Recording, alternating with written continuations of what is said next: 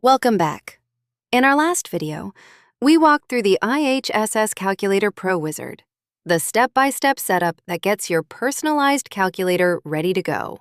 If you haven't seen that video yet, check the link in the description. It's a great place to start. And since you can't use the Pro calculator without the wizard, make sure you check that video out. In this video, we're picking up right where the wizard left off. Your values are confirmed, and now it's time to actually plan your pay period. After clicking the All Good, Let's Go button, the calculator screen now appears. Let's do a quick visual orientation before we start entering hours. At the top, you'll see that your provider number, provider name, and recipient name is pre-filled from what you entered into the wizard. The timesheet number is optional and can be found in the IHSS portal if you want to add it.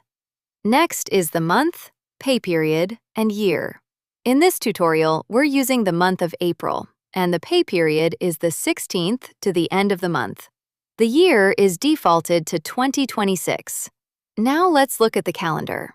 When you selected your month and pay period, the calculator automatically filled in all the dates for you. Your days of manually entering dates in a paper calendar are over. Now, the first thing we're going to do is enter the carried hours from the last pay period. In this example, I'm entering 37. Once a value is entered, the box turns from red to green. If you're unsure what to do next, click on the green Pro Tip button. It will give you a daily hour suggestion based on your individual pay period hours. Using the Pro Tip, I'm going to enter 9 hours for every day, starting with week 2. Then I'll fill in every other day of the pay period. As you enter your hours into the calculator, you'll be able to see the numbers changing in real time down in the period summary section. At this point, you should see that you've entered 135 hours of your 142 hours for the pay period. Now, you just have to adjust accordingly and add 7 additional hours throughout the pay period. As you make your adjustments, you can watch the total hours this period change with every adjustment. When you're done, you should see that you've entered all 142 of 142 hours. There are some other important values you should notice as well. The most important ones, and the ones that generate the most IHSS violations, is the weekly total hours and minutes. There's a reason it's listed specifically on your NOA, and they mean it. In this tutorial, you'll notice that all 3 week totals are under the weekly maximum hours threshold. In this case, it's 70 hours and 45 minutes. So you're safe and everything looks good. The weekly overtime is listed in red because who doesn't like overtime? And we wanted it to stand out. Now, I want to intentionally trigger a violation warning so you know what happens if you make a mistake.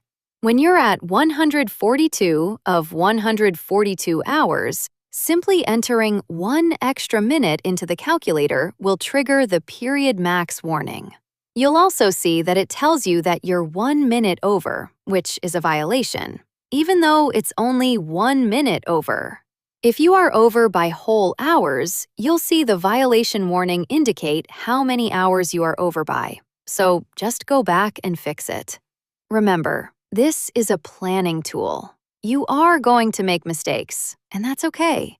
That's why I created this planning tool, to help maximize your recipient's hours and to avoid possible violations before entering your hours into the IHSS timesheet portal. Once your hours are planned and everything looks good, scroll down to the Pay Calculation section. You'll see your regular pay, your overtime premium, and your estimated check total calculated automatically using the IHSS method. Hours and minutes calculated separately, exactly the way IHSS does it. If you're a live-in family provider, you're likely tax-exempt. If that applies to you, the total amount shown is your actual take-home amount. If you're not tax-exempt, the total shown represents your gross wages before taxes are withheld. When you're done, don't forget to print or save your completed pay period plan. Use it as your reference when you go into the IHSS Electronic Services portal to enter your time. Having your plan in hand makes that process fast and mistake-free. And that's it. You've just planned a complete IHSS pay period. Every hour and minute utilized, weekly limits safely confirmed, and violations flagged before they happen. If you found this helpful, hit that like button, subscribe, and leave a comment. And if you know any other IHSS providers, share this video with them too. If you're ready to start planning your own pay periods, visit us at ihssunlocked.com. Thanks for watching.